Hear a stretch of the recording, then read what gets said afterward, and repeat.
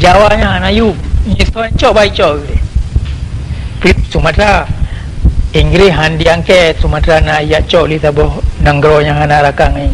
Tapi ni Pulau Jawa ada kekuatan lain yang hana ipako hana apa yang jerit pakar mana Sumatera lebih penting mak Jawa dalam strategi Inggeris dan dunia. And whilst it might be possible that Great Britain should acquiesce in the transfer of Java to other masters, it would be impossible for England to suffer Aceh to pass into the hands of a strong military power.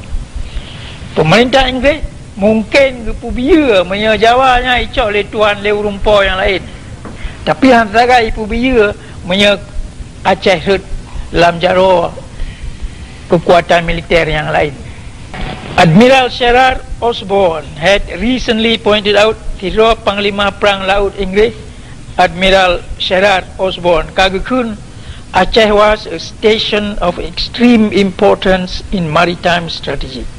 Acehnya na sebuah wilayah yang penting ji haita uko dunia penting dalam perang laut. Tuan duduk dia yang pak bini Laut India, bak pintu Laut India ni pada duduk. Jawa ini nampak apa apa? Anak to pintu. Dari yang ada depa, perkiman orang ipat belah dunia itu mikir itu pun dunia penting nang gro Aceh. Kiman kita yang Aceh gro anak to tu mikir kan. Yang kerja anak merdeka le. Yang orang yang menansit. Bantah bodohnya orang anak ipu Aceh miu Jawa. Yang kita yang ro yang jak puduk ro miu Jawa. Kiman dia puduk ro miu Jawa ji paling miu deh. Kaya ji paling miu tu yang anak le miu yang. Kiman dia puduk ro miu Jawa. Kata cok tanah dia apa dia puduk no miu Jawa. Kaya dah pegang awak yang. Yang tu mikir urang anak tu mikir, bantah bonang ro anak tu mikir dia Aceh. Muru yang duk ipak pulau Inggeris ipak beladi tu yang ujung Eropah itu pua dia nayu memang pulau Sumatera. Dia nayu Aceh. Pi urang Aceh ke ro nang ro. Gatanya ke ro dah nak tu mikir kan. Orang kata kai jajah le Jawa nyo kapu peluput tu tantang mulai dunia nyo tu dah jika tu gedi le tuang dia miu Jawa. Karena urang yakun Jawa yang pusat pemerintah tu dia. Kiban pusat pemerintah.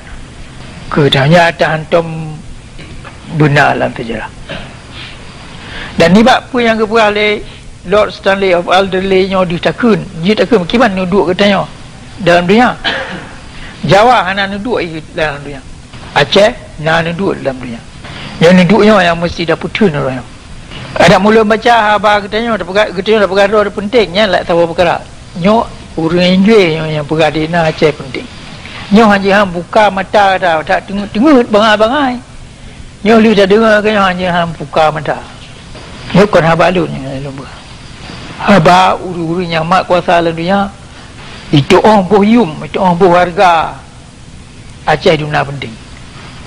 Nyo yum-yum yang orang Aceh kerah anak itu putih-putih orang. Anak itu putih-putih galai keturunan. Keturunan 25, keturunan 65, keturunan 85. Jadi bagi orang penting Aceh dalam dunia kan katanya Aceh tiap pegah-pegah tiap perayaan roh dia tiap penting-penting roh dia. Atau punya evidence chauvinis. Yo duduk Aceh dalam dunia penting lagi nak bantah bodohnya dia angkat. Dan kita yang anak tapan dengan Jawa. Yo menyepui ke Inggeris no. Menyo Jawanya icok le batal nama ipaduli bi bai cok. Bai tiba je le to yang cok. Ha?